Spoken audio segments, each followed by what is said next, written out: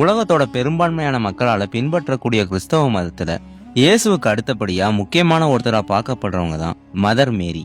பல கோடி மக்களால பின்பற்றக்கூடிய ஒருத்தராகவும், அதே மாதிரி பைபிள்லையும் மதர் மேரியை பத்தி சொல்லப்பட்டிருக்குன்னு எல்லாருக்கும் தெரியும்.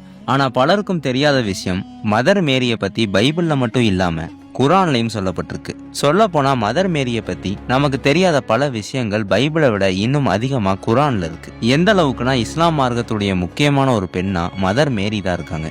அது மட்டும் இல்லாம ஒட்டுமொத்த இஸ்லாமிய பெண்களுடைய ரோல் மாடலாகவும் இயேசுடைய தாயாரான மேரின்னு சொல்லக்கூடிய மரியம் அவர்கள் தான் இருக்காங்க. குரான்ல மதர் மேரியை பத்தி என்னெல்லாம் விஷயங்கள் சொல்லப்பட்டிருக்கு, உண்மையிலே இயேசுடைய தாயாரான மதர் மேரி யாரு, எப்படி குரான்ல இந்த அளவுக்கு போற்றப்படக்கூடிய ஒரு பெண்ணா மாறினாங்க, இப்படி எல்லா சுவாரஸ்யமான விஷயங்களையும் இன்னைக்கு நம்ம பார்க்கலாம்.